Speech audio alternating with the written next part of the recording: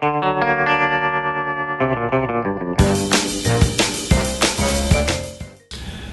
guys, it's Danor Gerald here, and welcome back to Acting Tips for Method Actors.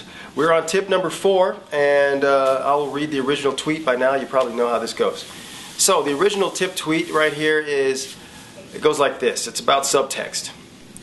Thinking in character is as important as developing your physical and vocal composition. Those thoughts must support the comprehensive story. Alright. So this tip is kind of a progressive tip. It's sort of adding on to tip number 3, which was about vulnerability, into me, you see. That's the same thing as intimacy. And so we're talking about how to think in character, which really is more important than the tone of your voice or the quality of your face and all that stuff. So got 78 seconds on the clock. Going to jump right in and explain further. Alright, go. Okay, so I'm going to start off with one of the things that I did years ago when I was a beginning actor to help me understand subtext. Every time I would read a script, I'd go through the whole script, and then I'd take my character's lines, whether it was a play or a movie, whatever. I would take my character's lines and rewrite them, because a person in the real world doesn't really say what they mean. They say what they need to say to get what they want. They're actually not giving you a clear statement of desire.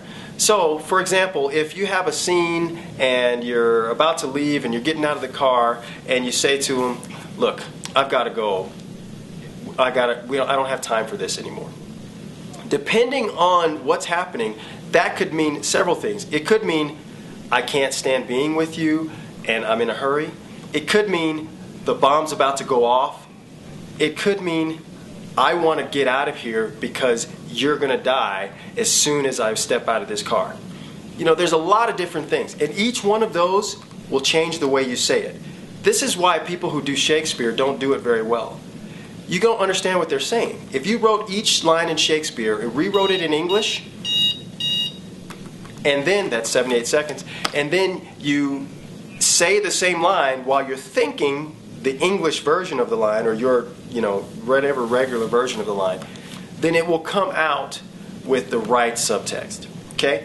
Once you understand the whole story, you can understand the real motivations behind the character. Rewrite them in your own language, and then say the lines in the script while thinking the actual lines in your own personal style of language. And you'll see that your acting will create much deeper levels of subtext and understanding. That's more important than going out there and worrying about how you look and what your voice sounds like, because that will feed all of those things. That's it. That's tip 4. We'll see you next time for tip number 5, and we appreciate you watching. Go out there and do your best at every audition and at every performance. Break a leg.